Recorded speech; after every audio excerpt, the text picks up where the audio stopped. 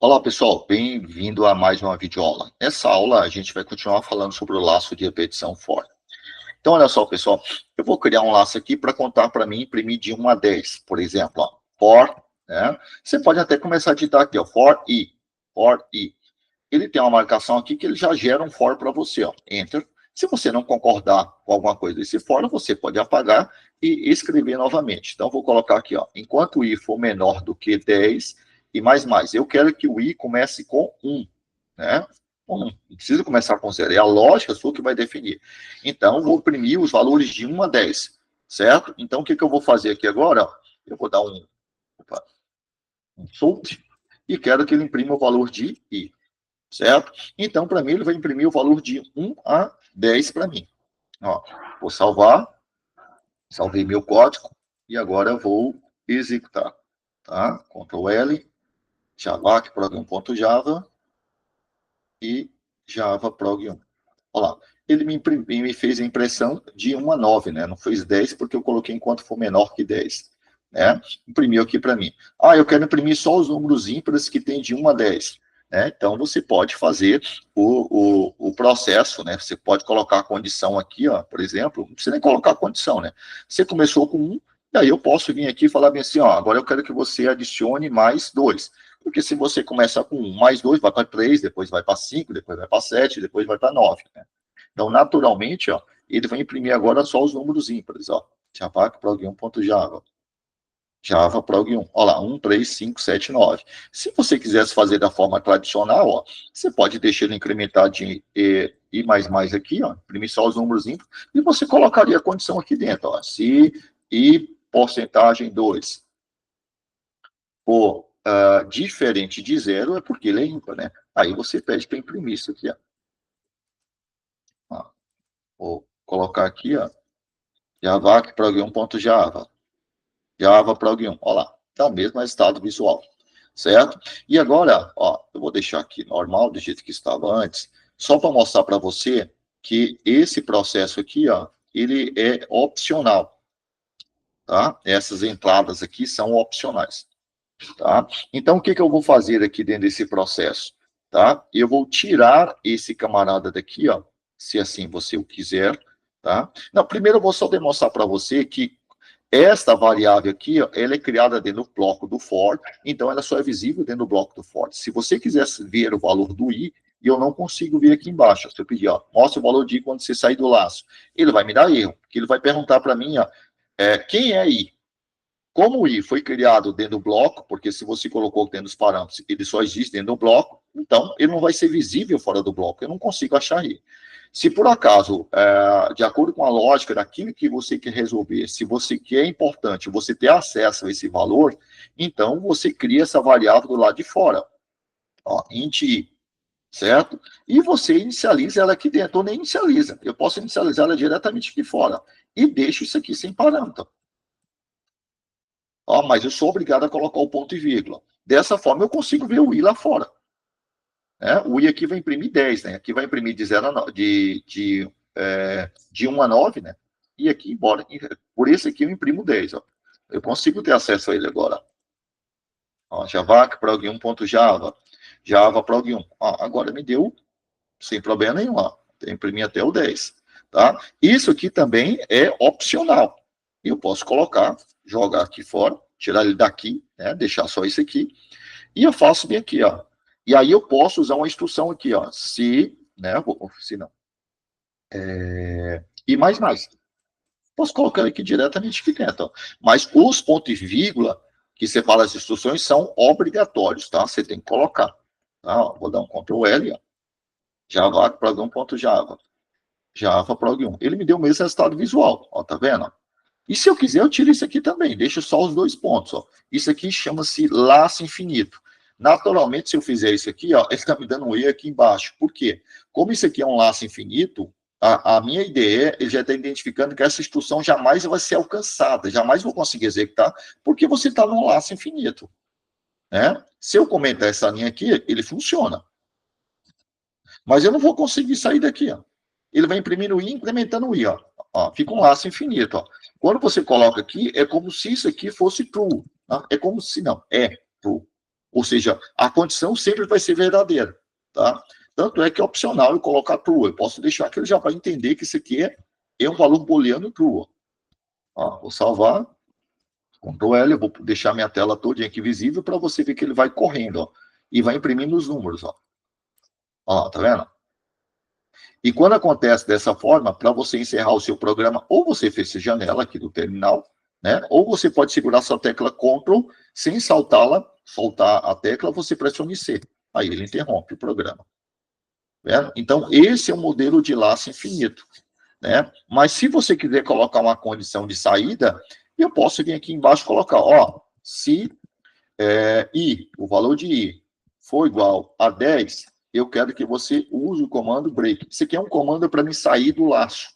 Se você colocar break, ao executar esse comando, ele vai sair do laço, né? Automaticamente. É o mesmo break que você tem lá no switch case, tá? Break é o mesmo, ele vai sair do laço, o comando é o mesmo. Então, se eu colocar um break dentro do for, ele vai sair do laço, ó.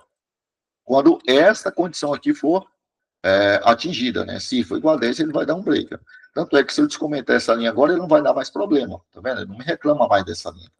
Ó, o Ctrl L para limpar a tela, Javac e Java. Olha lá, imprimiu de 0 a 10, tá? Eu preciso colocar o break dentro do if? Não. Você pode colocar onde que eu quiser. Posso tirar o if, ó, e colocar o break. Se naturalmente eu fizer dessa forma, significa que essa instrução aqui vai ser executada apenas uma vez. Então, quando eu coloco aqui, significa que o i começa com 1. Ele imprime 1 aqui, beleza. Aí ele incrementa o i em 1. Então, o i vai para 2. Ele vai imprimir esse valor aqui como 2. Aí parou o meu programa. Ó. Vamos lá. Ctrl L. Javac, program.java. Java, prog1. Olha lá, 1, 2 e sai. Tá? Então, posso fazer isso dessa forma. Então, esses comandos aqui são opcionais. Você coloca se você quiser. Tá? E aqui, ó, eu tenho, por exemplo, um outro comando quando uma condição não é aceita e você não quer executar as instruções abaixo. Por exemplo, ó, eu vou colocar aqui, ó, I++. Tá? Vou colocar aqui.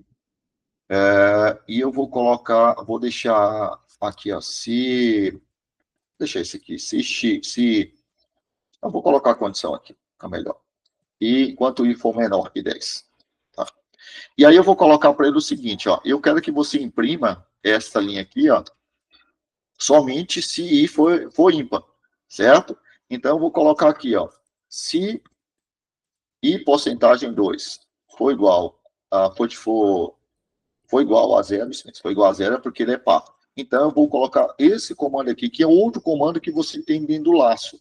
Significa o quê? Que eu estou falando para ele, ó, não precisa executar o que estiver mais abaixo, porque a condição aqui, eu não quero que você execute, porque o sistema entrou numa condição que não é desejável para mim. Quando você clica em continue, ele volta a executar o laço, como se ele tivesse chegado ao final e voltado. Então, continue serve para isso. Então, ele vai me dar o mesmo efeito de imprimir apenas os números ímpares. Ó. No caso aqui, ó.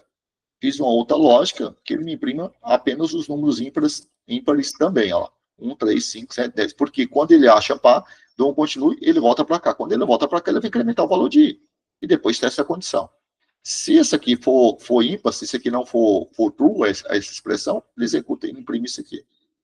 Beleza, pessoal? Chega ao final do laço e volta para cá novamente. Agora, isso aqui, pessoal, só tem efeito dentro do for. Se eu pegar e escrever continue aqui, ó, ele vai me dar um erro. Continue. Ó, porque não tem, tá fora de contexto. Da mesma forma, se você escrever um break fora de um laço, tá fora de contexto. Ó, fora de contexto. Beleza? Ó, ele vai me dar erro.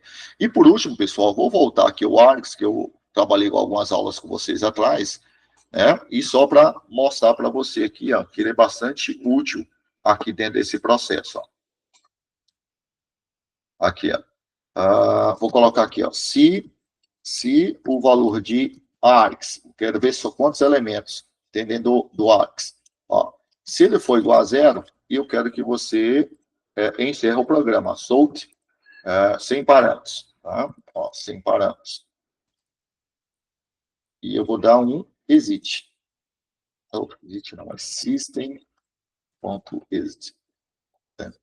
Certo? Ele encerra. Caso contrário, eu vou colocar agora para imprimir todos os elementos no vetor. E para isso você faz dessa forma. For i, né? E eu vou usar isso aqui que ele me deu. Ó. O i começa com 0 enquanto i for menor que o tamanho de elementos do vetor, né, execute a condição. Que qual é a condição? Imprimir, execute o que eu quero que seja aqui dentro, que é o quê? Imprimir os elementos do vetor. Então, imprime args na posição, no índice i, que o índice i começa com 0, ou seja, a primeira posição do vetor. Então, veja, ó, que aqui ó, eu perguntei, enquanto i for menor ao tamanho do vetor, né, quantos elementos tem dentro do vetor. Então, posso fazer isso aqui, ó. Opa, vou subir um pouquinho aqui para vocês verem melhor, se você conseguir colocar as duas telas juntas. Aqui, Ctrl L, ó, javac prog1.java, Java prog1, não tem, ó, sem parâmetros. Então, vou colocar agora Helder Pereira, 2 parâmetros, ó, ele me imprimiu 2 parâmetros, certo? Então, eu corro todas as posições do vetor. Beleza, pessoal? E a última coisa, pessoal, eu posso fazer um for diferente disso aqui, tá? É um for mais elegante. Esse for que eu vou mostrar para vocês agora chama-se for it, e você faz para ver os elementos do vetor, tá? Quando os elementos do vetor for do tipo primitivo, tá? Você pode, você usa ele apenas para ler, né, os dados do vetor. Eu não leio, não uso para alterar os elementos do vetor. Posso até alterar, mas eu não consigo colocar de volta dentro do vetor, a não ser que seja tipos objetos. Tá? Como é que ele funciona? For, é o chamado for it, esse aqui. Ó. Então, aqui eu crio uma variável, vou chamar ela de x, do mesmo tipo que tem dentro do vetor. Então, como esse vetor aqui tem tipo string, então cria uma variável do tipo string. E aí eu peço para fazer isso aqui, ó, sort, e peço para imprimir x. Na prática, o que ele faz? Em vez de eu usar aquele for tradicional, se eu quero só ler, vou tirar aqui. Em vez de eu usar aquele for tradicional, ele faz o questionamento aqui, ó, tá, se existe um elemento dentro do vetor, faça uma cópia desse elemento para x. Imprima x. Chega ao final do laço, ele vai questionar de novo. Existe mais algum elemento dentro do vetor args? Se existir, faça uma cópia desse elemento e coloque x. Aí eu peço imprima x. Quando ele fizer a pergunta, existe mais algum elemento do vetor? Se não existir, aí ele sai. Ó, e vai me dar o mesmo efeito visual do programa anterior. Ó, javac prog1.java. Java prog1, ó. Olha lá, me deu o mesmo efeito visual. Só que isso aqui é menos poluído, é mais elegante. Ele é mais rápido que o formato anterior? Não é. Mas ele é mais elegante, é mais fácil de ler. Ok? Então era isso, pessoal. Até a nossa próxima videoaula.